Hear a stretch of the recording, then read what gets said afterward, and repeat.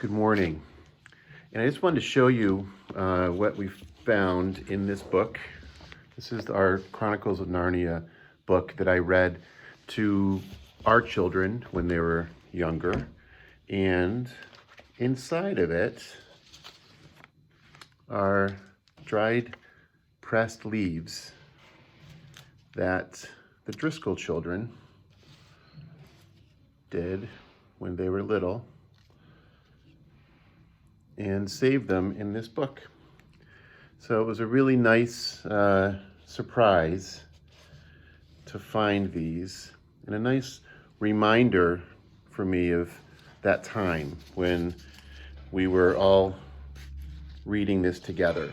So it's nice to have found that, and now that we're doing it this way, which is much different than it was back then, but it's still, I think it's such a good book. It's such a great series, and it's still nice to hear it, even if we can't do it face to face.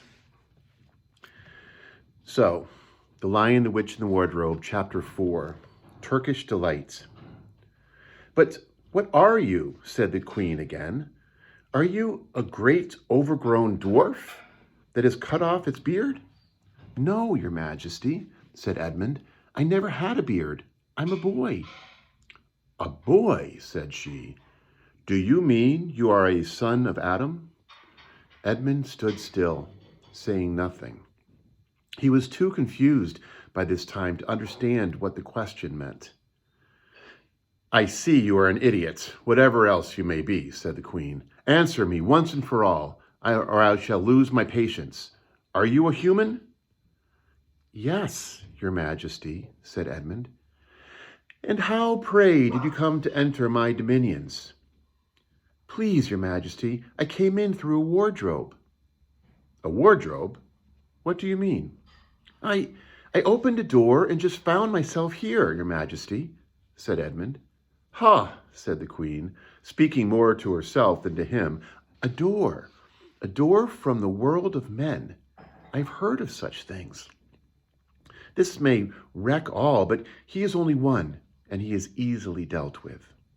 As she spoke these words, she rose from her seat and looked at Edmund full in the face, her eyes flaming. At the same moment, she raised her wand. Edmund felt sure she was going to do something dreadful, but he seemed unable to move. Then, just as he gave himself up for lost, she appeared to change her mind. "My poor child," she said in quite a different voice, "how cold you look. Come and sit with me here on the sledge, and I will put my mantle around you and we will talk." Edmund did not like this arrangement at all, but he dared not disobey. He stepped onto the sledge and sat at her feet, and she put a fold of her fur mantle around him and tucked it well in. "Perhaps something hot to drink," said the Queen. "Should you like that?" "Yes, please, your Majesty," said Edmund, whose teeth were chattering. The Queen took from somewhere among her wrappings a very small bottle, which looked as if it was made of copper. Then, holding out her arm, she let one drop fall from it onto the snow beside the sledge. Edmund saw the drop for a second in midair, shining like a diamond. But the moment it touched the snow, there was a hissing sound, and there stood a jeweled cup full of something that steamed. The dwarf immediately took this and handed it to Edmund with a bow and a smile. Not a very nice smile. Edmund felt much better as he began to sip that hot drink. It was something he had never tasted before, very sweet and foamy and creamy, and it warmed him right down to his toes. "It is dull, son of Adam, to drink without eating," said the Queen presently. "What would you like best to eat?" "Turkish Delight, please, your Majesty," said Edmund. The Queen let another drop fall from her bottle onto the snow, and instantly there appeared a round box tied with green silk ribbon, which, when opened, turned out to contain several pounds of the best Turkish delight.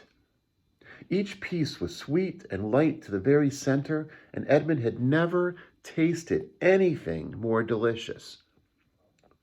He was quite warm now and very comfortable. While he was eating, the Queen kept asking him questions. At first, Edmund tried to remember that it is rude to speak with one's mouth full, but soon he forgot about this and thought only of trying to shovel down as much Turkish delight as he could. And the more he ate, the more he wanted to eat, and he never asked himself why the Queen should be so inquisitive. She got him to tell her that he had one brother and two sisters, and that one of his sisters had already been in Narnia and had met a faun there, and that no one except himself and his brother and his sisters knew anything about Narnia. She seemed especially interested in the fact that there were 4 of them, and kept on coming back to it. "You are sure there are just 4 of you?" she asked. "2 sons of Adam and 2 daughters of Eve? Neither more nor less?" And Edmund, with his mouth full of Turkish delights, kept on saying, "Yes, I told you that before," and forgetting to call her Your Majesty. But she didn't seem to mind now. At last the Turkish delight was all finished, and Edmund was looking very hard at the empty box and wishing that she would ask him whether he would like some more. Probably the Queen knew quite well what he was thinking, for she knew, though Edmund did not, that this was enchanted Turkish delight, and that anyone who had once tasted it would want more and more of it, and would, even if they were allowed, go on eating it till they killed themselves. But she did not offer him any more.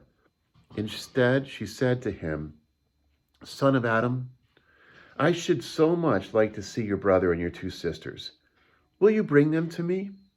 "I'll try," said Edmund, still looking at the empty box, "because if you did come again, bringing them with you, of course, I'd be able to give you some more Turkish delights. I can't do it now. The magic will only work once. In my own house, it would be another matter." "Why can't we go to your house now?" said Edmund.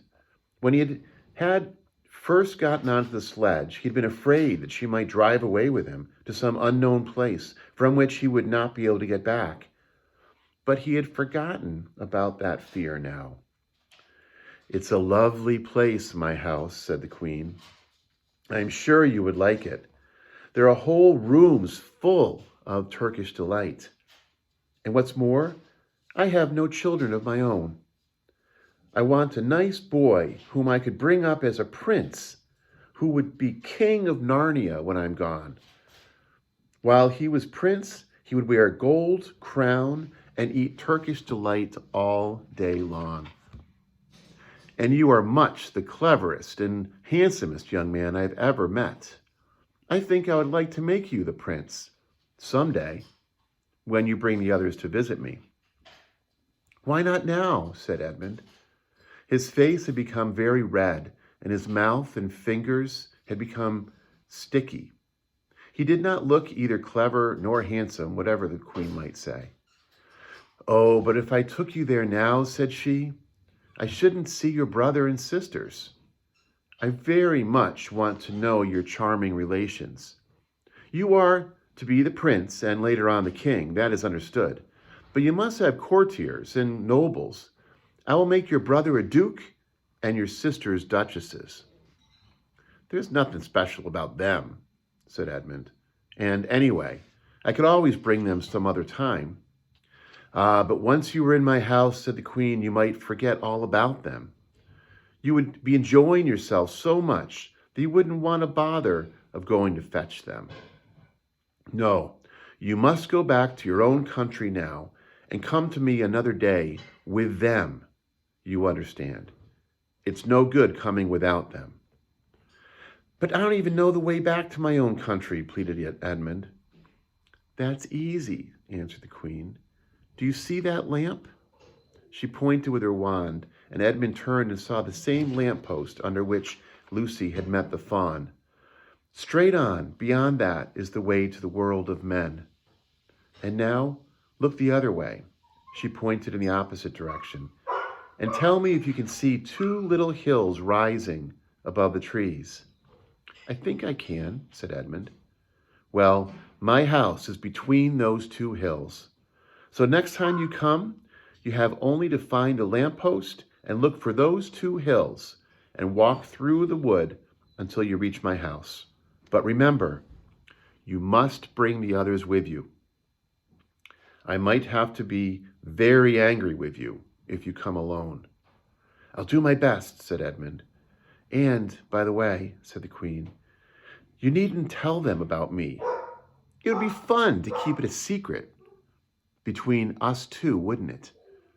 Make it a surprise for them. Just bring them along to the two hills. A clever boy like you will easily think of some excuse for doing that.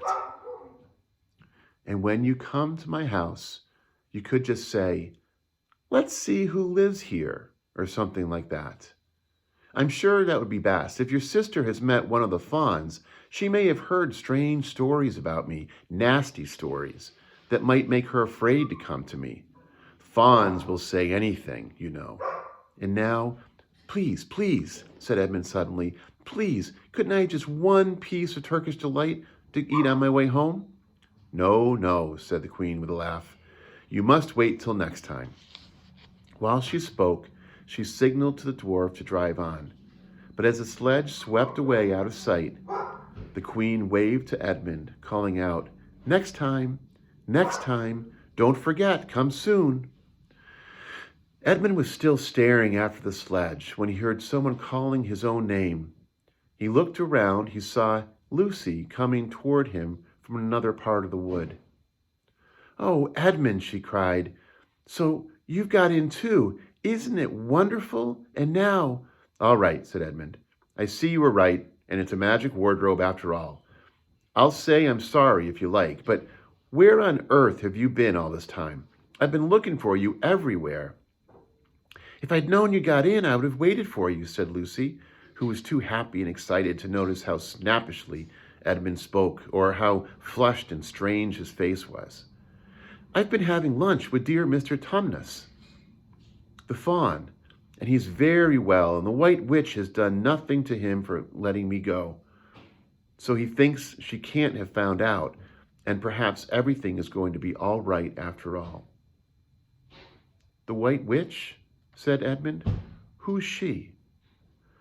She is a perfectly terrible person, said Lucy.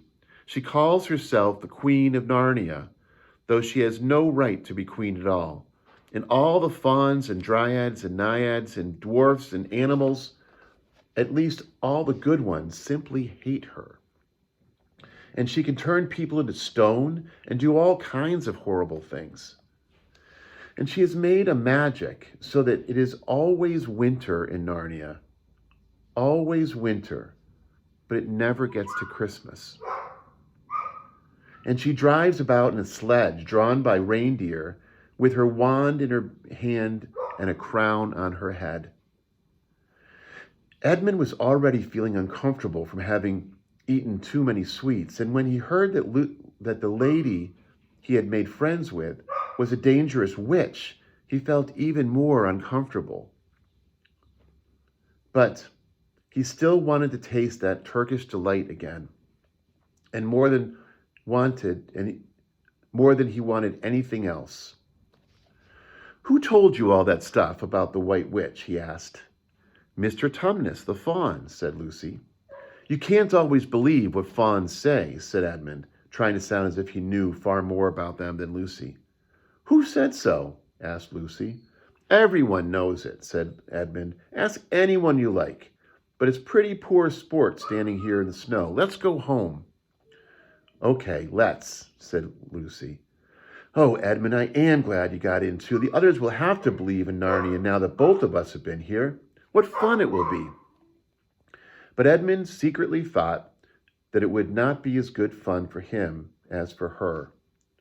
He would have to admit that Lucy had been right before all the others, and he felt sure that the others would be all on the side of the fawns and the animals, but he was already more than half on the side of the witch. He did not know what he would say or how he would keep his secret once they were all talking about Narnia. By this time they had walked a good way. Then